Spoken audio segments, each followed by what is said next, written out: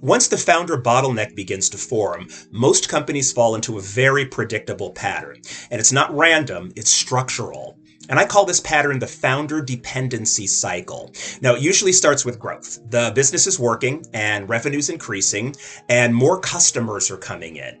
The team is expanding, and on the surface, that looks like success. And it is. But underneath that growth, something else is happening. Complexity is increasing. There are more moving parts and more cross-functional decisions and more situations that don't have clear precedent. And this is the point where leadership capability is supposed to scale. Leaders are expected to start stepping up, to make decisions, to take ownership. But here's where the breakdown typically begins. If expectations are not clearly defined, if decision rights are not explicitly transferred, if the leaders don't know where their authority actually starts and stops, hesitation shows up.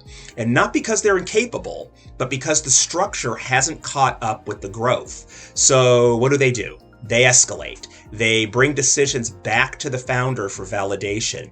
And in that moment, the founder is faced with a choice.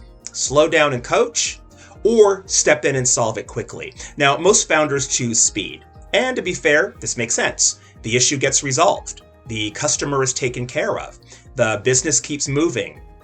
But something subtle and powerful happens in that moment.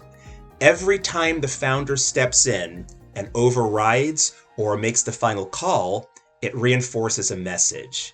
The message is, this is where the decisions ultimately live. And the team picks up on that faster than most founders realize. So what happens next? Leaders start escalating sooner with less confidence on smaller decisions. The founder gets pulled in more frequently, and now they're in the middle of everything. Decision load increases and fatigue sets in.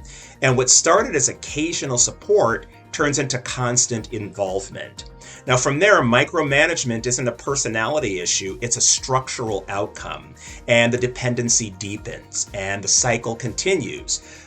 Growth creates complexity, and complexity creates hesitation. Hesitation drives escalation. Escalation reinforces dependency over and over again. So until something changes, that's going to be the case, because the cycle doesn't break on its own.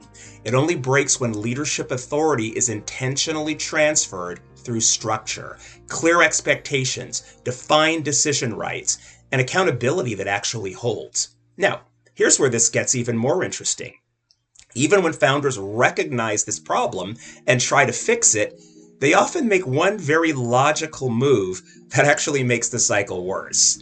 And it usually involves their best person. So in the next video, I'm going to walk you through why promoting your strongest employee is often the moment this problem accelerates instead of improves.